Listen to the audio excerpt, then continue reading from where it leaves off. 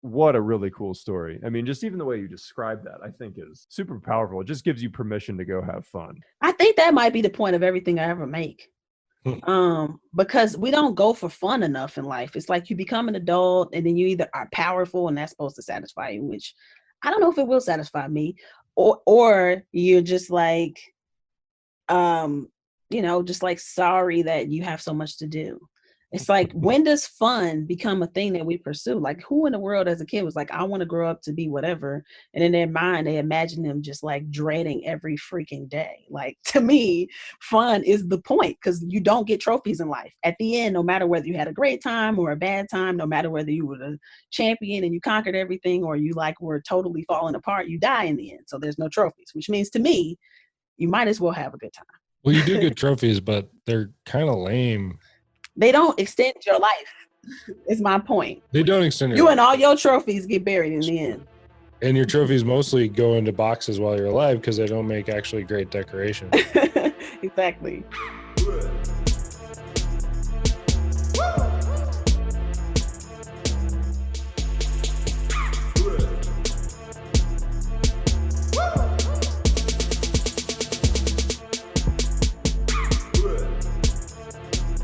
This is the Interesting Lives of Normal People, and in this episode, we talk to Stephanie LaFlora, a serial entrepreneur.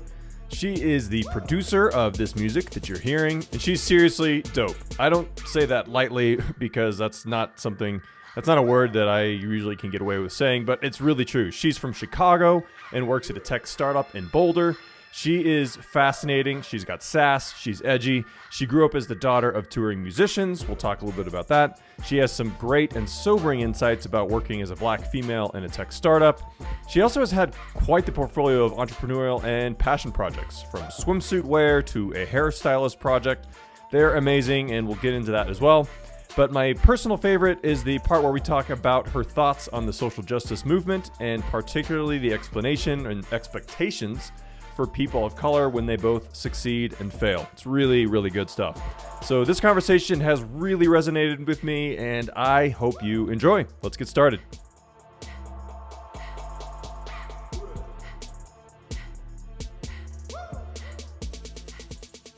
All right, everyone. Welcome to this episode of the show that does not have a name quite yet. Jake Show. No, Cakewalk. It's not Cakewalk or Jake Show.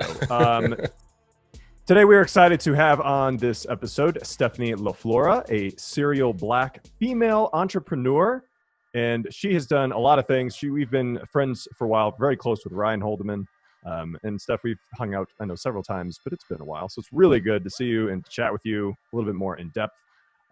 And today, we're going to be talking about a lot of different things. As you just kind of said a minute ago, there's nothing off limits, and you have accomplished a lot, from a swimsuit company, a swimsuit line, to producing music, to working in Chicago Fire. Is that correct? Do I have that right? So many things. Yep. Maybe you want to add, maybe you can talk for a second about like, what are some other things that just kind of add to the list? Let's just make a really impressive list of things, and then we can kind of start breaking it apart. Just don't be shy. Don't be shy. I'm not sure I have an impressive list. I have just basically tried to do what I want every day of my life. And that has included some random things. I've gotten lucky a couple of times in ways that was very strange. Like the Chicago Fire thing happened. Literally, somebody just called me one day on like a Friday and was like, hey, we want you to come for an interview tomorrow to this job for Chicago Fire, which just so happened to randomly be to work directly with Dick Wolf, which is like the greatest TV producer of all time. Yes. So like literally, I just got a phone call for that. And it was somebody I had worked with previously that referred me, but hadn't had a conversation with him, wasn't even thinking about TV. So I just had like a lot of things like that happen in my life that is very random, but I'm always down. I never say no to anything that is like a new opportunity. I won't, even if I'm totally 100% not qualified, can't do it, shaking in my boots, feel like I'm a pass out while I'm trying. I don't care. I say yes. I got to sing on stage at the Staples Center in LA, completely sold out. Get out of here. With Hillsong and my mother, because my mother used to sing with Hillsong for like 10 years. They toured the world together along with Joyce Meyer, the preacher. And so because of that, I toured with them sometimes just in the summer or whatever. And one time we're standing, I'm backstage because I'm always backstage with them. And they always, I mean, they were always packed out these crazy arenas and stuff like the Staples Center, which is insane. But I was just used to that. Like, that's how I grew up. I just grew up with packed stadiums like that, and my mother singing, and I just travel with them. So one time I'm backstage, and Hillsong, one of the people were just like, hey, you know this song, right? That we're about to sing. And I'm like, yeah, of course I know this song. I've been here like since I was a baby. And they were like, why don't you just come on stage? I'm not kidding. This is like, they're walking on the stage. Like, I was there. I've never done that in my life. How old were you? I was probably like, I was in college because it was at the Staples Center. And I met them there because I was already in LA. I went to college in LA. So I was probably 19. And so, you know, I have an ego. I'm not like completely clueless here. And they, you know, I'm just there. Like, I'm in school, and I just came, you know, while my parents were in town working. And I was like, sure, whatever. And I just went out there, and I just like, I had the best time ever. I mean, a completely packed out Staples Center. So I just do things like that. Like, I'm completely open. Like, I didn't know if I was going to sound bad. I didn't think about that. All I thought about was, this is going to be so fun. And that was it. Yeah, you said yes on that. Hey, you want to make a baby question, and that one has lasted longer than just the one night. You know, I'm still paying for it. Aren't we all? Aren't we all? Aren't we all? I mean, not your baby. People don't tell the truth about that. It's cool. I do. Before we go any further, maybe you can back up a little bit and just kind of give us a little bit of backstory on, you know, where you're from, where you grew up, kind of how you actually got. And again, you can kind of go high level. How did you actually get to where you're at now? And then, you know, end with kind of what do you do now? And then we can kind of dive into some of those different experiences that you've had. So I think some of the core things about my childhood and growing up life that is attached to my identity and that you may see when you meet me are, one, I had a very unorthodox childhood. My parents are both musicians. They've been musicians full time my entire life. So they are musicians, you know, like they're up late, they're traveling the world, they have an alternative lifestyle, they're very creative, they're very anti like working for other people, you know, doing the grind. Like, they are musicians, they are fully creative people, like that's who they are. So I was raised by them, and I think that allowed me to always feel like the world was always bigger than most people see it, because my parents, you know, they see the world in like all these dimensions, and they're just nonstop creatives. And they're uncompromising about, you know, their creative life. And I don't always agree with all those choices that are made in that decision, but I do respect their understanding of what they want and their ability to just like go for it in life. Like, crazily, like, it doesn't make any sense. There's no way you're going to succeed. They go for it anyway. And they actually nail it a lot, like way more times than makes any sense, you know? So I think that's always made me feel like magic is real, if that makes sense, you know? Like, I've seen it over and over again. Even in like in a spiritual way, which I'm not particularly religious, but I've been exposed to that. My parents are pastors, and there's, you know, I've witnessed miracles like in real life. Like, I've seen it with my eyes. Like, I know that's a crazy thing to say on a podcast, but it's true. It's like, it's something that I've experienced in my life. And even not being a super religious person, like the combination of having these creative, almost like traveling circus parents, which, you know, in a way, that's how I felt as a kid. With this like very deep spiritual, it just made me always feel like magic is just a thing. And I have to go for magic. And magic doesn't make sense, but it feels good. And so I think I've always been chasing that my entire life, as a result of that upbringing. And then just random things happen.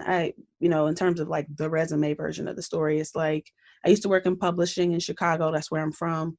It's where I get my edge, but it's also, you know, I love that. From Chicago or from publishing? From Chicago. Right. Right. Sure. I was like, I didn't know publishers were such edgy people. Oh, they're so hard, man. Oh my goodness. So I went to film school because magic, right? You know, and I love telling stories. And then I got practical and I went into publishing, and that was a pretty interesting experience in a bajillion different ways, but it started to help me refine what I was after and I wanted a more flexible, creative environment where I felt like I could really, where like I felt like I could just let myself freestyle a little bit in life. And publishing didn't feel like that. And so I started getting really into startups and just thinking about startups. Publishing, I feel like, is a really broad term. Like, what type of publishing? So it was a Christian publishing company, and Okay. they taught. It was all of the materials were like Sunday school curriculum, like Bible, scriptural, breakdowns, and very technical in a lot of ways. I mean, it just was like, it was a natural fit. I'm a writer, whatever. So that's kind of what I did. And it was way too rigid for me. And so I thought the startup world looked like a place with Wild West. Like, people in the startup world, they just do what they want. Like, as long as you're smart, you can dress how you want, you can be how you want, you can have your own personality. There's not a lot of rules. Like, you can break rules a lot. It's fast in terms of just, iteration. And so it just felt like me. So I was attracted to that, but I didn't do anything. I was just reading about it. And then I got a call randomly. This is like another time that happened in my life, where it was like, hey, do you want to come fly out to Colorado and and interview for this job? That doesn't make a lot of sense to me, but okay, sure, I'll go out there. I don't know what this is about. Never been to Colorado in my life, but I'll go. And so I went out there, and it just felt right from the beginning. It made no sense to my brain. I was engaged in Chicago. I didn't know how I was going to convince my husband to move to Colorado, but I just knew it was the right thing to do. And so he came out here, and we saw the place, and we just knew it was the right thing to do. So that's what we did next. It's been one thing leading to the next. And so since I've been in the startup world, I still had an itch that I couldn't scratch, right? I'm still looking for magic. Like, startup is closer to magic than, Christian publishing. That definitely felt like that to me. But it still doesn't, because I'm still here now, but it still doesn't feel like magic to me.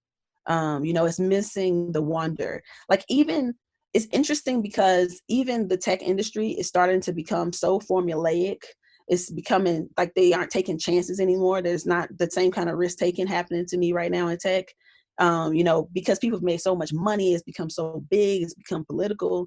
Like, it's just not as cool anymore. It's like anything that becomes mainstream loses its original flavor, it just does.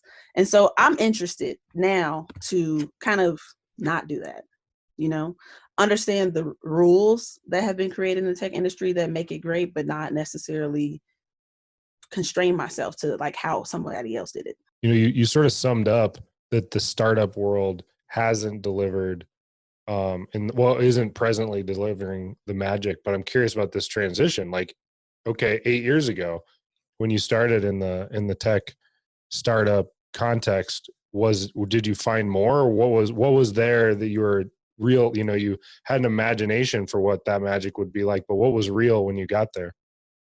I think that for the first time I was surrounded by people who their vision of their life was bigger than they presently were. And that was what was driving them. I think in other industries that I've worked in, people, and it's no diss, like, I think every way you choose to live your life is fine. There's different priorities that people have. But I feel like everyone was just trying to either, just have a good job, something that, checks all the right boxes or makes the right amount of money. But there wasn't like a personal attachment to the work that you were doing, and also a vision for, the way the world could look different. That's just like a totally different thing to me than just wanting to be good at a skill. It's about me trying to take the thing that I imagine and make it real in the world. And to me, that's so much bigger. So that's what I loved about tech. All the people there, are like that. It was like I had found my tribe in a way. But then I didn't, because like the truth is that I feel like all of my personality characteristics makes tech my tribe, but I'm also a Black female. And so it's like, as much as like the attributes of the tech world fit everything that I feel like I am, it's difficult for me to like really have that same, I guess, brotherhood, sisterhood, community, whatever. Like, I don't gel quite with the community the way I want to. The way I think I should, just based on who I am and what I care about. What is the disconnect that you feel, or the lack of gelling, as you called it, between, Black female and tech startup? Gosh, that's good. Yeah, it's everything actually. Okay, so on the change you want to see in the world, gosh, tech has gotten so like capitalistic at its core. Mm-hmm. And I think tech at its best is truly innovative. And like, I just think we are not, the bar is not high enough for us as a society. If the greatest achievement is to be super wealthy in a nation that's also super wealthy and has so much disparity. Like, if I'm gonna be innovative, and I'm gonna think of myself as like the greatest innovator in history or some shit like that, which is not something I think about myself, but these people do. You telling me your best idea that you ever came up with still means that all these people gotta be homeless, poor, on drugs. Like, what? How is that your best idea? What a low bar you set for yourself. And so in that sense, I think that, you know, Black people, I mean, I'm not trying to speak for every Black person, but some I believe and I'm proud of about Black people. Black people are forced to think about everybody, right? Like, they have to, because I've got to think about myself. And, you know, the average Black person has a pretty wide range of, you know, social economic groups, friends, family members, all that, because even if you grew up pretty well, I did, you know, you're only a few generations from poverty, like everybody, right? That's everybody. So you don't get to have, you know, a family reunion of everybody balling out of control. That shit doesn't exist. I mean, maybe feel like Beyonce, but even Beyonce is only able to do that because she paid for everybody else's houses and stuff. It's not like everybody came up, she came up. I feel like the tech startup world, part of dreaming big and all that, is having a fearlessness of failing. In fact, it's actually having the value of failing as fast as possible so that you can invalidate an idea as fast as possible so you can move on to the next idea that might be valid. And that there's a privilege of opportunities, of a plethora of opportunities that is already assumed in that kind of mentality. If you're trying to fail as fast as possible so you can move on to the next opportunity, the starting point was there's a ton of opportunities out there that I need to move through, and that's a bit of a white privilege concept. What do you think about that? Yeah, I would tend to agree. I mean, I feel like, gosh, it's so difficult to even say it out loud because, you know, I think we program ourselves to believe that no obstacle is real. And that's the only way we can like keep moving, because we have to feel like we have to have confidence that we can overcome something. But I think that it's so difficult to forget failing. Like, really, like, it's so difficult even when you've succeeded as a Black person, like you crushed it, whatever the goal was. And it's undeniable. It's not like something that I need to convince myself of. I know. And then I try to get what seems to be commensurate with that success: a raise, promotion, a title, access, the ability to be heard. And that feels like it's too much to ask. That is what it is. It's not even, forget the failure. Like, failure is like, you know, I'm not going to be afraid of failure. I'm trying. But at the same time, I don't feel like I get anything when I fail. Like, when I fail, I feel like, okay, I'm starting from the bottom again. Like, it's hard for me to even take a failure without feeling like I've set myself back so far. So it's like failure is so far from my mind. It's like, how do I get what I need when I succeed? That is the hardest thing for me to even attempt to do, because it's so rarely met with even any care. Like, it's like, oh yeah, you did that thing, so, and, you know, like, it's really hard, like, for real. I'm not gonna sugarcoat it. It's difficult, and you have to really be strong, like, beyond. All I'm trying to say is that I think that when you succeed, I think as a Black professional, you don't feel like you have the right to ask for even what the success will give you in return. So failure feels like entirely too, it's just like you have no chance. You don't expect empathy in any way. If you fail, you expect for life and people around you to crush you. You do not expect any kind of empathy. You just don't, as a Black person. So so what I'm saying is that I think that in your success, even the hardest part that's most realistic is even asking for what you think you deserve is what I'm saying. Steph, does that feel specific to the tech space, or would you say that's more of like being Black in America? I don't know. I think that's a question I've been asking myself, and it's a conversation I've been having with my friends. And it feels like it's probably just being Black in America. But I think that the reason why being in the tech space feels still like maybe it should have been safer is because it felt like such a character's welcome kind of thing. Like you could be a dropout, you could be a college dropout, and at the time when that was okay with tech, that was not okay anywhere else. There was no other industry that would accept that. And, especially ones that paid the way that they did. And so it was almost like it was the industry for rebels, and I would think that would include, minorities. And it didn't. So yeah, I think you're right. It's like everything else, but it just, I guess in my mind, looking for magic, I thought, oh man, there's some magic over there. I think they'll accept me. I think that's maybe the place where I could go that would be safe. And it wasn't any safer than anything else. And that surprised me. I watched the movie Queen and Slim, and just quick background on that movie. It is a couple out on their first date. They sort of met on like a Tinder sort of a thing. Black male, Black female. They get pulled over. The date goes poorly. They get pulled over on the way home by a white officer. It turns into an altercation. The officer sort of accidentally ends up dead by his own gun.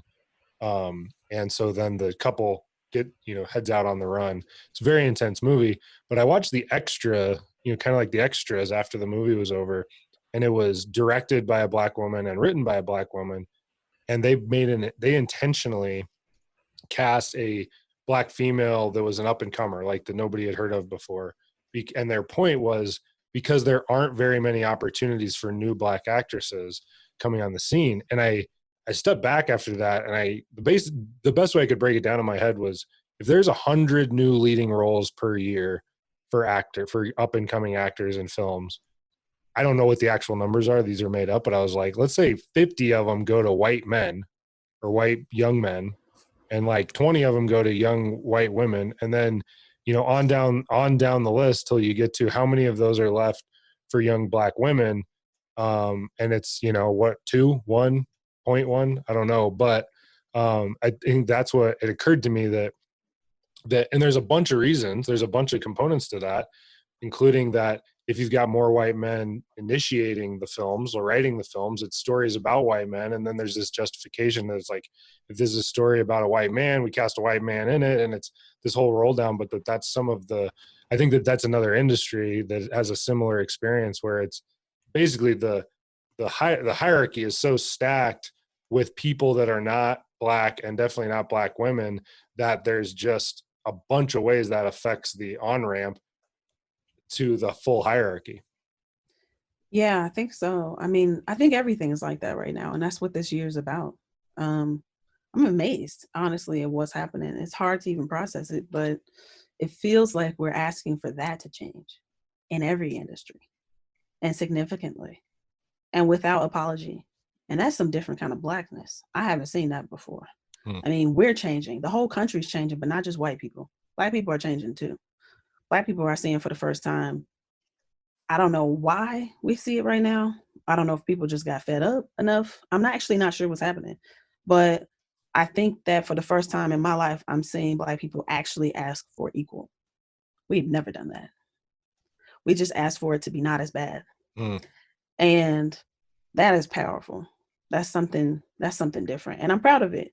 I'm so glad that's what we're doing. I don't know what the hell happens from here, but regardless, it's good. I'm pretty sure of that. How amidst that do you keep looking for magic?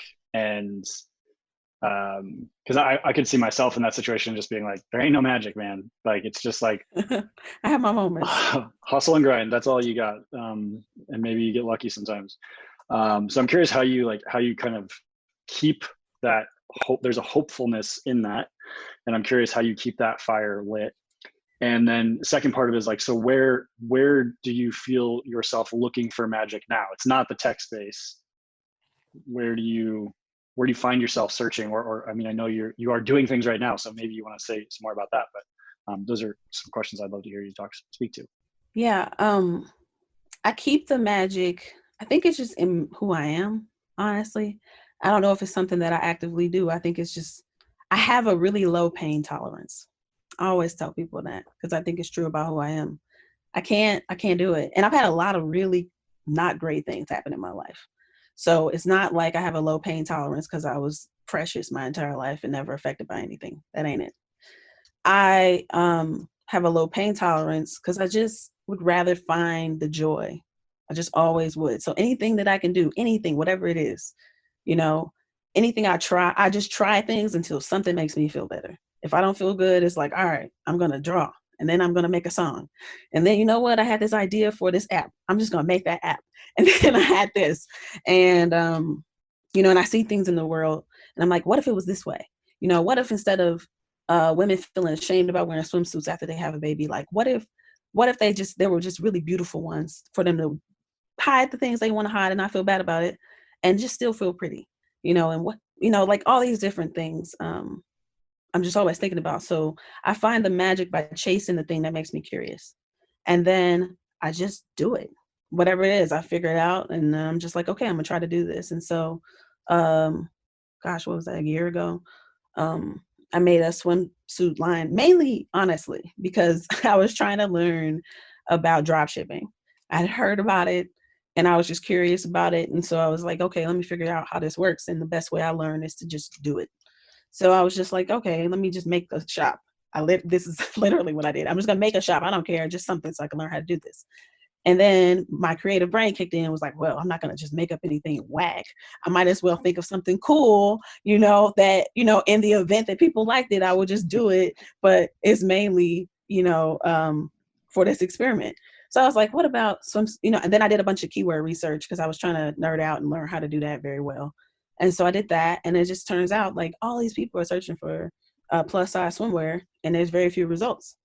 And so I was just like, that's interesting. I think that sounds interesting. So I probably looked up like 100 different really good keywords. And then that one was like, that's the most interesting to me. I can see a story around that. And I think the common thread, a lot of things I do are different, music, all these different things.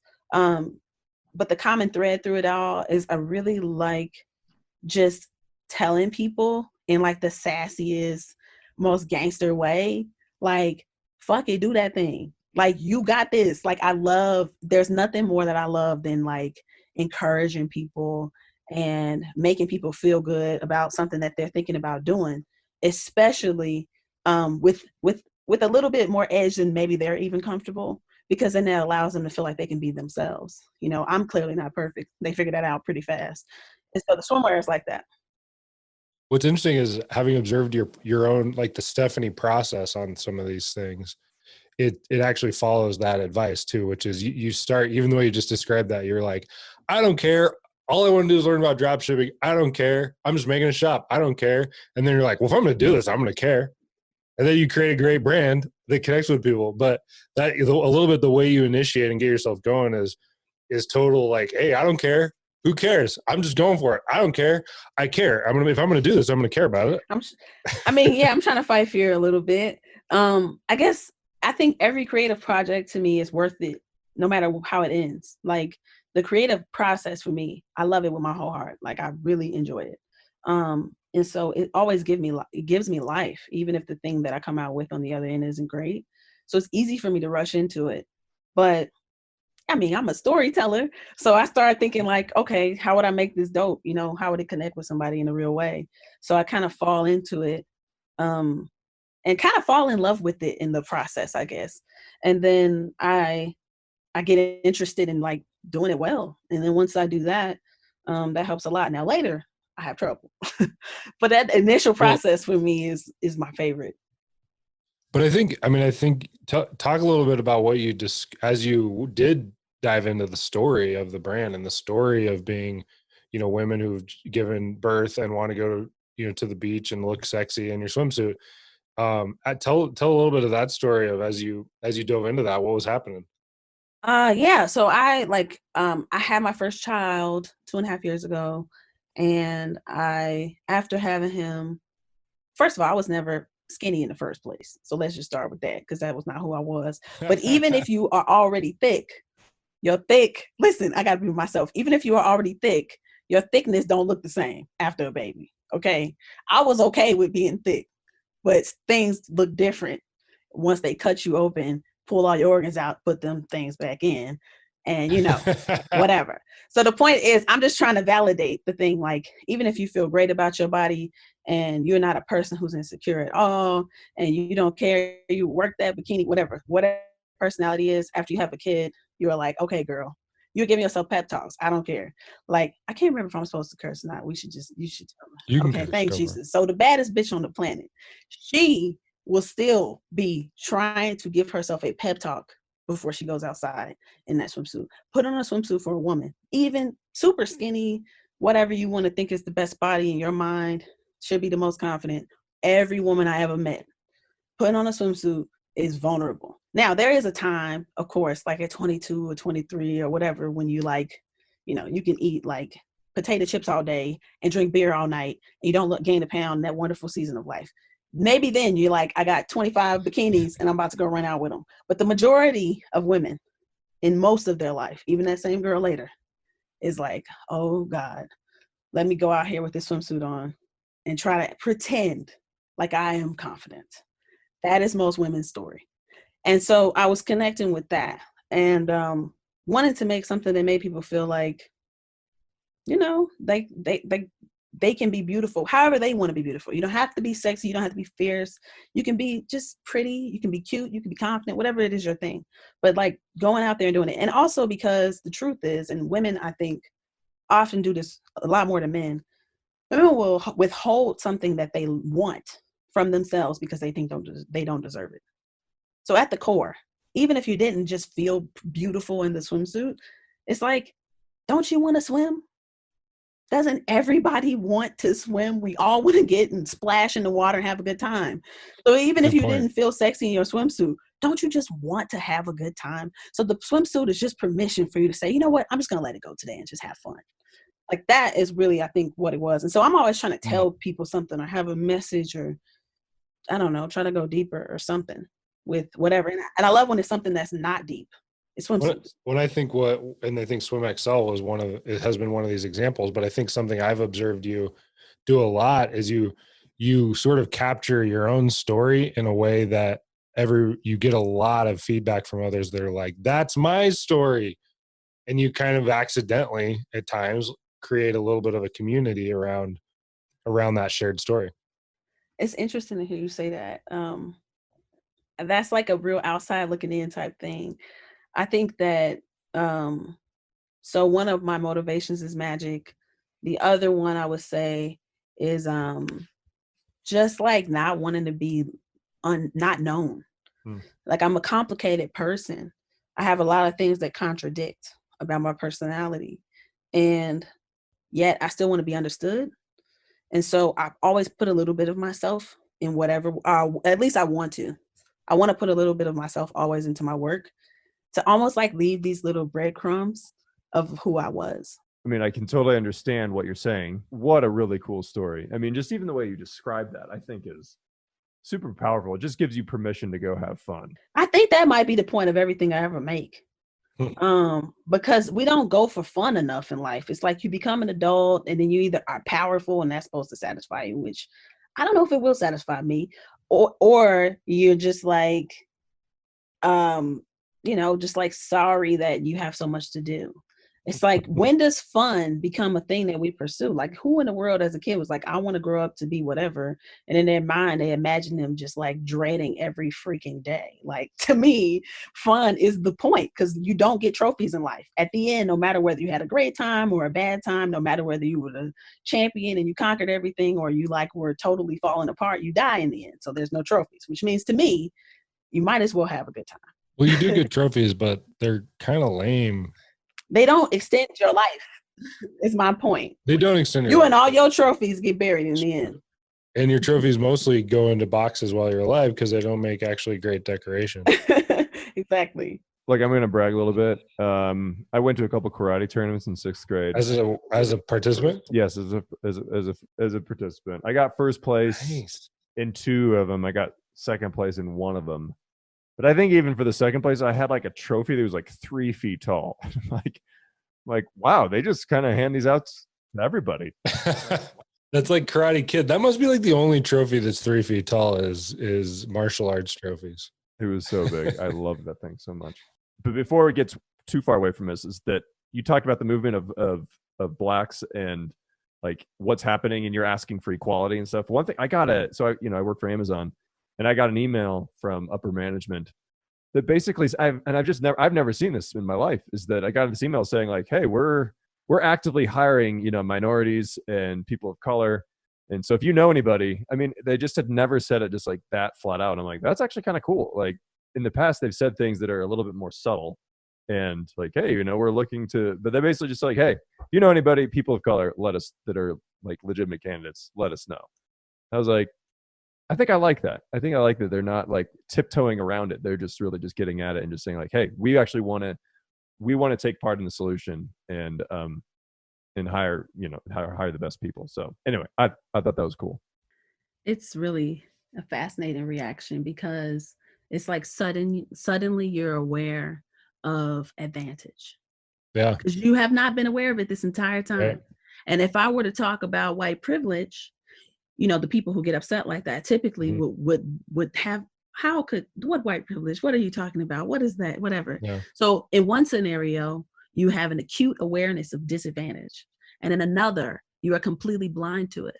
Yeah. I don't think your issue here is really with, being advantaged or disadvantaged. Your issue is with who is advantaged and who is disadvantaged. And that's the reality. Well, and part of the who is advantaged and who is disadvantaged is a choice versus, so it's even a privileged version of advantaged and disadvantaged because you can choose which way to go versus a non-choice. Yeah, it's wild. It's funny to me when people do that. But, some people just where they're at is where they're at, and they can't be where their next step is not where you're at. That's true.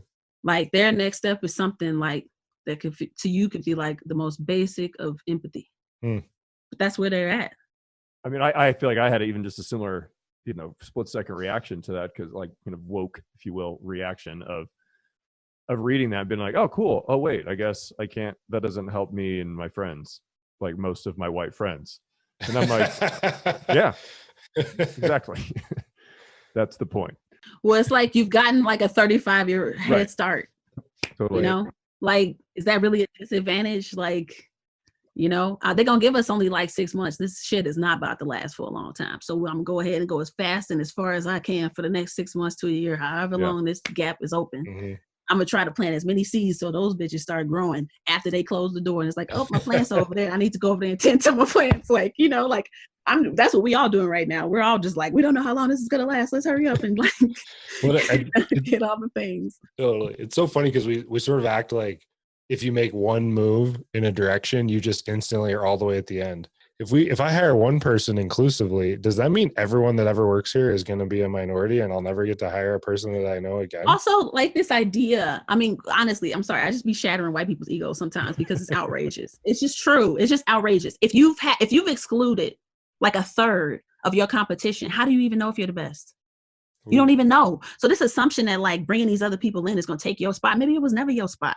It's just the people who should have been in that spot weren't invited to compete. Like, you ever thought about that? Major League Baseball. Exactly. Or a whole bunch of other stuff. They didn't let no black people play tennis. Venus and Serena came in there whooping ass like that. Black people were supposed to play tennis. Like we invented Arthur Ashe. Don't forget Arthur Ashe. Yes, and Arthur Ashe. Sorry, I'm young. That's my excuse. But you know what I'm saying? Like they made it look like this is what we was meant to do. We were built for this, apparently. But I'm just saying, like, there's so many things that happen like that. By the way, it's like you don't really know what we're good at yet. Who knows the first black starting quarterback in the NFL? Oh, I saw it the other day. It is on. He was for the Broncos. Oh, what was his name? He was a Bronco. Marlon Briscoe. Had it.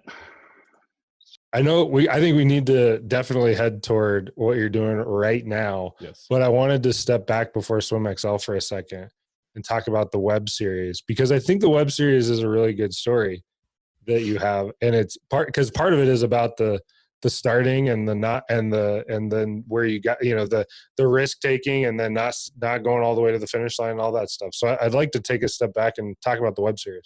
So I went to film school. I said that I was a screenwriting major.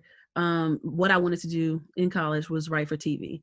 It's why I had that stint in TV that we talked about a little bit. But that was my goal. So I thought it would be really funny to make a web series, which web series, they kind of slowed down in popularity, I think, but there was like a moment where web series were like, man, maybe people are going to watch these super short formats. Although Quibi or whatever the name of that app is, I think they're doing that right now. So at the time I was like, this is the future, right? Like these little super short series. And there was this influx of them on the internet that were like, it was just all these different stories that you would never see on TV. So it's pretty cool to me. So I wanted to do something like that. And I thought it would be funny to tell a story about a social media influencer, but like tell the story of the influencer like in a scripted, funny show. So you're seeing like the behind the scenes. You're not seeing the super sexy post or whatever, the pouty lip or whatever they did. You're seeing like the fact that they broke their toe and then they whatever the stupid thing was. But essentially you're seeing the background story of them posing and then becoming a big deal. And I just thought that would be funny. So that was a show. It was called Lost and Found. So it's really about finding your identity in the future, not the future, but in, I guess, 2019, 2018, whenever that was. And trying to actually figure out who you are while putting this fake identity out on the internet, which is, I think, what a lot of us do. So I thought it'd be a cool story. So I did a casting call. I hired a bunch of actors. I got a video guy. I had an editor. I did the whole thing. We got locations. We shot the first episode of the series. The actors were actually really cool. Like especially one of the guys, I definitely thought I might actually see this dude on TV one day because he was really an incredible actor in Denver. And so we shot the first episode, and then my editor got hired for a movie and moved to LA and wasn't available. And me being me, I just was kind of let it fade out. And the hard drive is on top of my refrigerator right now. Good Someone point. Can still edit this and save me, but that's where it's been for 3 years. I like the idea of your actors having all aged 5 years between episode 1 and 2. Yeah, that'd be interesting. Yeah, I think they all moved to LA, actually, except for one person. They all got legit jobs after that in LA, which was cool because it made me feel maybe I can recruit people. Maybe I'm decent at that.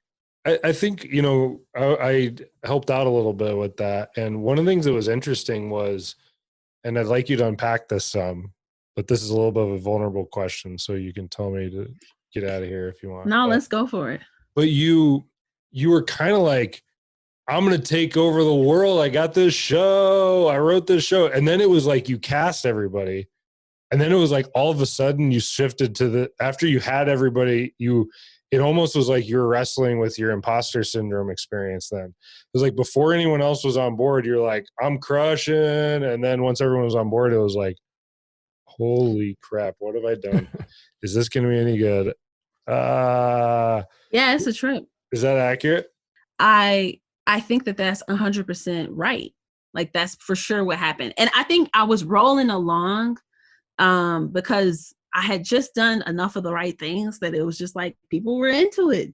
And that was one of the things too that I'm starting to learn about myself and wrestling with, which is just I can persuade people to do just about anything if I really want to. And I don't mean that in a bad, manipulative way. I mean, I feel like I can connect with people in a way that makes something fun. They enjoy the creative process with me. I'm in. Whatever you want, whatever we're talking about, I'm in.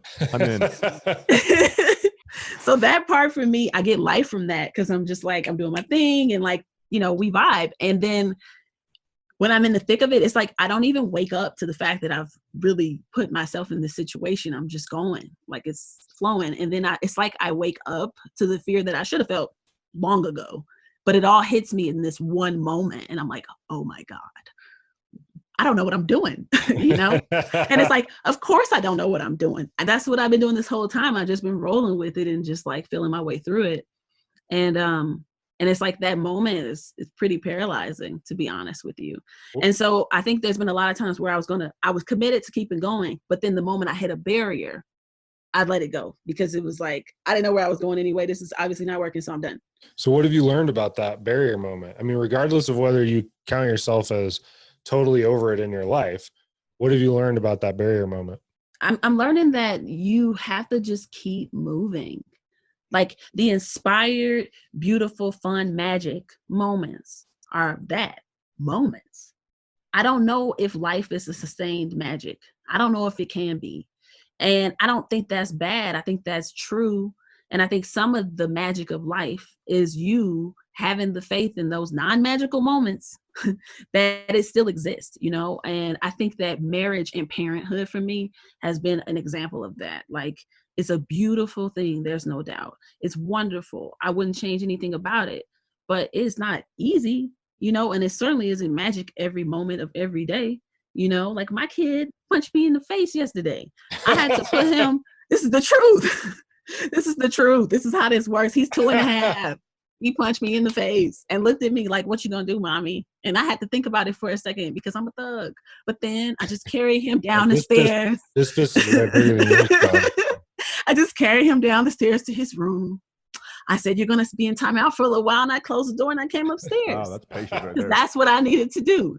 So, you know, you do that enough times and you realize that like that magic is just like, it's not the only ingredient needed for a fantastic, wonderful quality life. I feel like I'm just noodling on magic. So these are thoughts.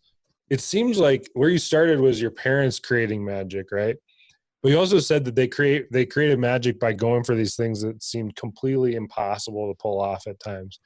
And you're talking about, you know, creating a web series, which I think in some ways part of the magic of that experience for you was creating something that seemed impossible to create in a way, and then it coming to fruition. Yet also the fear is present in that. And I'm almost wondering, is magic, if you're the creator, is magic almost more of a retrospective experience as the creator?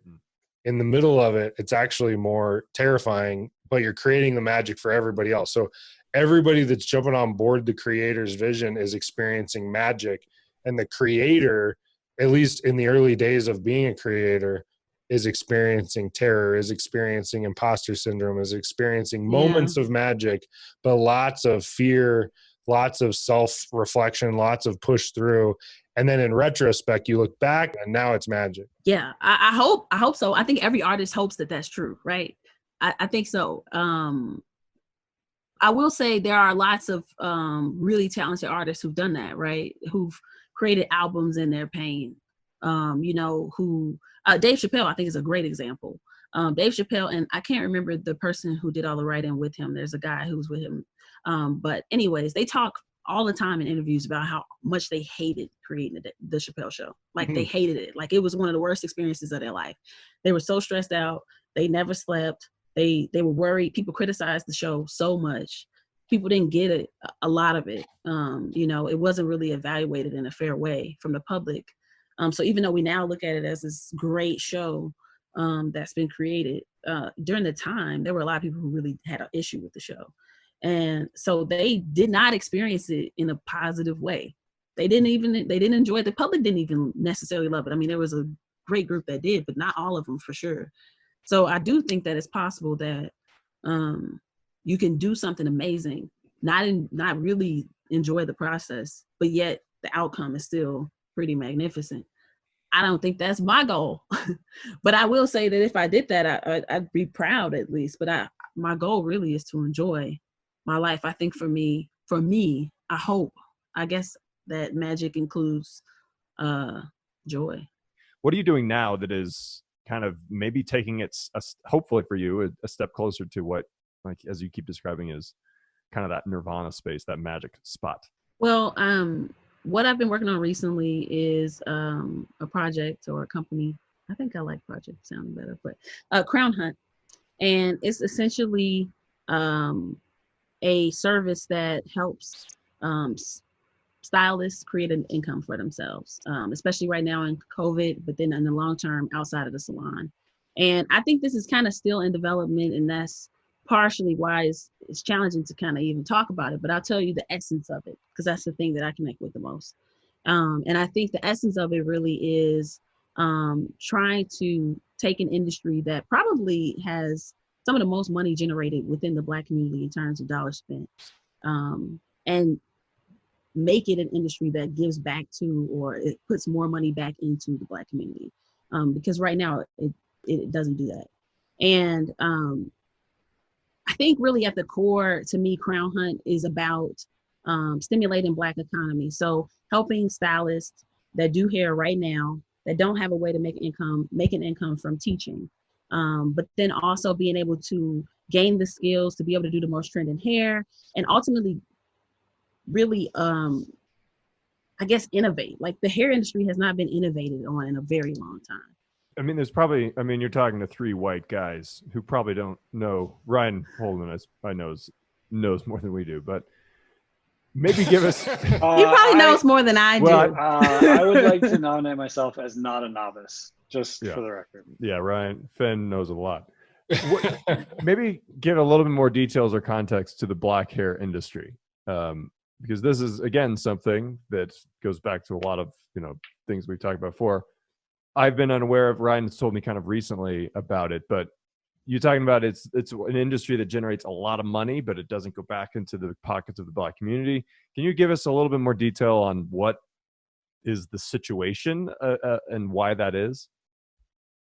Yeah, so I'll talk about one element, which is just education. So some things that people don't know. Hair school in general, there are some few exceptions, but if you look at the majority of hair school, like 90%, they don't teach any classes on how to style African-American hair. Now, you have to use different products. Our hair texture is very different. Some of the things that you do on a white person's hair, a white texture, typical texture hair, would actually damage our hair. So it does matter. It's not just simply some type of aesthetic thing. It actually matters in terms of how the hair is cared for. And so, but in spite of that, these hair schools do not teach any courses around that. They don't cover it at all. Like places like Aveda, large ones, no, they do not. It's really difficult to actually go to a formalized school that teaches about how to style and care for Black hair. Correct. Even the top ones that you've heard of do not do it. And the reason why I know this, because I've never gone to hair school. The reason why I know it is because when I moved to Colorado from Chicago, suddenly I had to find a hairstylist and I didn't know another Black person. Now, typically you find a hairstylist from a Black person. You see a girl who has gray hair, who's Black, specifically Black. You're not asking your white girlfriend. And you ask your Black girlfriend, where did you get your hair done? And then you go to her person. That's just universally the way it works, because Black people know white people can't do their hair. But I didn't know that had a deep reason. I just knew it, just like a thing you just know growing up and you've heard about it before. So when I moved to Colorado, I thought, oh, maybe that's just like something that is weird that people taught me that is actually not true. So I was just like, forget it. I'll just go get my hair done from a white person because, I need to get my hair done.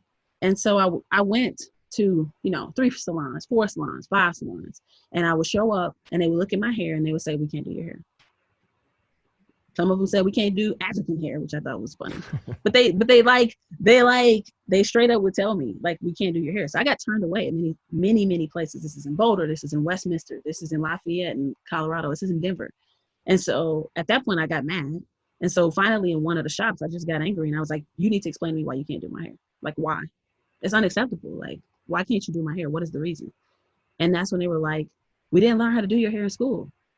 And I was like, what? Like, I thought the person was lying to me. I thought they were just like trying to say something to, get me out. So I started asking questions and finding out that like, that's actually true. So I want you to think about all these people who do all these Black stylists in the country, there's like, I don't know, hundreds of thousands of them, right? They go to hair school because you got to get certified. There's like barely any way to get certified without actually just going to hair school. So that's pretty much what every certified stylist does. Each individual state has very high standards you have to meet before you can get certified, and it involves logging a lot of hours in school. So just there's these things that going to hair school, not just learning, but also like just achieving these marks is required. Right. And so in order to do that, so you go to these hair schools, they don't teach you how to do the hair that's on your head or any of the people who would likely be your clientele. You pay $25,000 and then you go back and do the same styles you knew how to do before. Well, that's a problem. And so I just thought that was so interesting. And so the industry itself doesn't care about you. They haven't even considered you. They haven't even included you in the education. You know what I mean? Right. So you're saying, so a black hairstylist who is, a lot of them are probably attempting or plan on, styling and having a black clientele. They go to a white school to learn how to do white hair. They pay $25,000 or probably a lot more in other places. And then they just have to go back to and learn what they did not in school to actually do the job that they originally wanted to do. So they just essentially had to pay $25,000 plus to learn how to do nothing just to get certified. To get a certificate. Yep. That's what they have to do. And so that doesn't make any sense. And so that's just one example of the hair industry not being inclusive. The other would be hair products. Go into Target tomorrow. Look at the shelves in the hair aisle. You can go in the men's section. Totally fine. And you look at the hair aisle. There'll be a whole aisle on both sides. It'll be hair products. There will be one row and maybe 3 feet wide of hair products that are for Black people. I don't care if you go to the women's section or the men's section or whatever. And there are different products that we need. Why does that happen? And this isn't just the Denver, Colorado thing, where there's a lot less Black people anyway in population. This is something that happens if I go in Chicago. And so that makes no sense. So it's just a completely neglected group. And that means there's lots of money to be made there, obviously. And then also all the experts are already Black women. So what if we created tech to essentially enable this market that is ripe for innovation and platform to actually be in one place? Incredible, right? And just enabling a lot of Black owned businesses, right? I mean, I think that's some of what's cool is you're unlocking, these businesses that are owned by the stylist or owned by a group of stylists. Right. And then how much more could their businesses, develop if they had platform and technology in order to enhance what they do? Because you got to think like these are industries that really haven't gotten a lot of tools even created for them to innovate.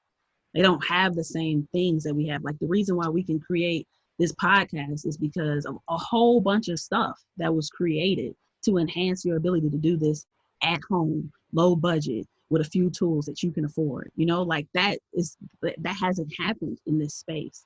And so I'm really looking at it and interested in it in general, like the entire market. But right now it feels like a good place to start is in these Black stylists being able to teach, especially because there's that gap in education that's out there. It feels like, what if they could teach each other and create income for themselves outside of the salon, but essentially kind of filling in the gap that the hair school isn't providing. For those of us out here in the world that aren't Black women, will you define crown for us? Oh, Lord. That's really something. Well, it's sacred. We can start with that. The Black woman's hair is like, first of all, it's been politicized. So there's like a reason why there's such an attachment to it, because Black women's hair is rebellion. For a really long time, Black women were chemically straightening their hair. I don't think that that's bad. I'm not here to say that that's necessarily bad, but there's a lot of chemicals in that aren't really good for you. And the truth of the reason why we were straightening our hair is because we were told that our natural hair and our thickness, this ain't mine, it still look like it could be, that like we were told that was wild and unkempt and, not professional but it grows out of our heads. So the thing that grows out of your head is professional and dignified. And the thing that grows out of my head is wild and unkempt. What's the difference really? And so because of that, there's been a movement probably in the last 10 to 15 years, I think, where Black women have been passionate, almost religious, about wearing their natural hair texture as rebellion, essentially, against a society that has told you that you're not beautiful. And it has happened because of the current political climate and everything else. But it's also happened because in fashion,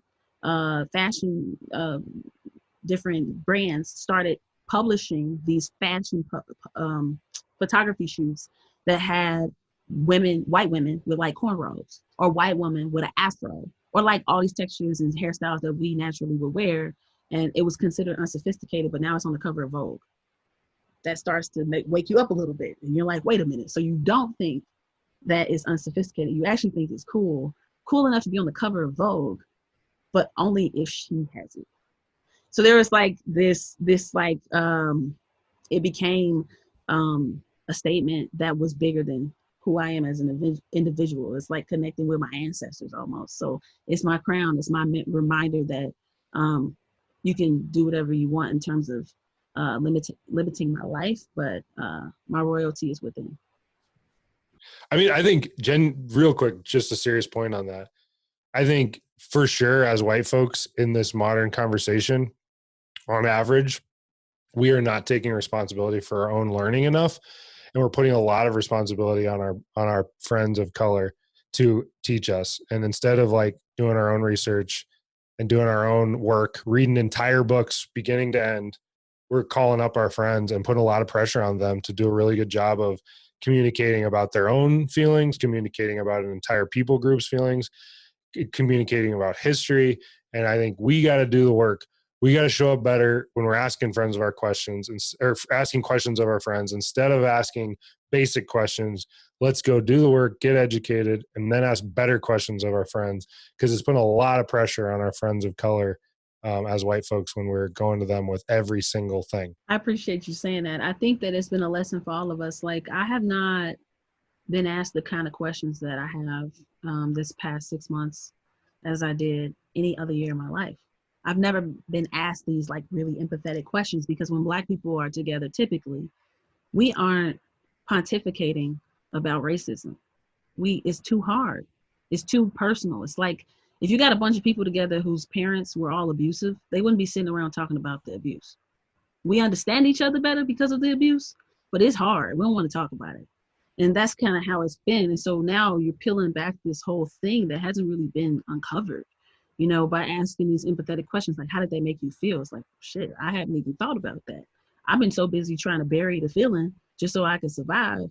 I haven't considered how I feel. And now that you ask me, I don't know. And I need to unpack that and figure that out. And so I think that that's part of it too, is that it's not just like asking questions bombards me. It's like, you're literally, it's like the abuse scenario I gave you. It's like if you were to just casually just be like, we talking about Kardashians, and then you just like, yeah, so tell me about that time your dad abused you. It's like, holy shit, like, I'm not ready for that. Like, that's really, and by the way, my dad is a great man. That did not happen. But, you know, like, like, that's so deep. Like, that's just so like, wow, you've taken me to such a dark place in that moment. It's not casual is what you're saying. No, it's not. I think if like you're in the middle of a game, like you're playing football, Steph, you know what I'm talking about. You're playing football and you sprain your ankle, you can actually stay in the moment, let the adrenaline run, ignore it, and fight through. But if somebody stops you in the middle of the game to be like, Ryan, does the ankle hurt? And I start thinking about it. All of a sudden it's like grinning and bearing it for the rest of the game becomes actually impossible, because I'm unpacking the wound and I'm digging into the wound when I was just in survival mode. I was in grin and bear it. Don't think about it. Don't think about it. Don't think about it. Don't think about it. And then all of a sudden you tell me to think about it. And it's like, oh my gosh, it hurts so bad. And also like, by the way, I will not win this game now. Right. Now that you've ripped me apart. Yeah. It's tough, but I do think it's necessary. I think that what we're doing right now is important, you know? So I think you have to just know your own friends and you know where to go and where not to go. You know, there's friends that you have that are really open in general, and you can kind of go there with them. And there's ones who are a lot more private. So use the same intelligence and wisdom and discernment you would use in any other circumstance, I think. But you also have to really have a close friendship, and you have to really approach it from a place of like, we're ready to go there. You can't casually drop that on me. We got to have time to talk about that because it's deep and I might get emotional, and you got to be ready for that. You know what I mean? Like, don't just take me there and I'll be ready to go there, you know? And certainly, but for God's sake, do not come prepared to debate. I don't want to debate anybody. I don't have time for that. Save that for your white friends. Y'all can debate all day long. I know what it feels like. I don't need to debate you. You know what I mean?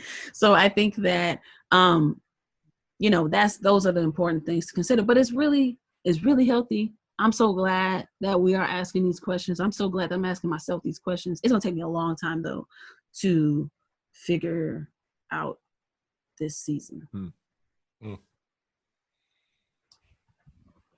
Long time. I don't think it's one of those years, I think for everybody, certainly Americans.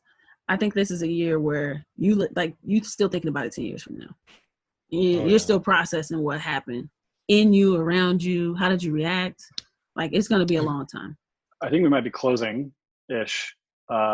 Something I try to ask guests about stuff is, in Jake's pursuit of finding his thing, you've recounted so many passion projects that you've followed. I'm wondering what advice you would have for Jake as he continues to explore where his passion might take him, or, you know, where this podcast might go. What advice would you have for Jake as he explores that further? Let me reframe that question. You said a while ago about how you like giving people pep talks. You used some really cool language that I don't remember, and it'd sound weird if I said it. Started with an F Yeah. word. Also, Jake's going by cake these days, so when I'm not going by cake. Anyway, so answer his question, but make it a pep talk. Oh, I like that. Preach. Okay, I can do that. All right, so here's the thing. You clearly want to do it, right? Because if you could like get rid of this nagging, annoying thing that's just like, hey, you should do something more than what you're doing. Hey, you should do something more than what you're doing.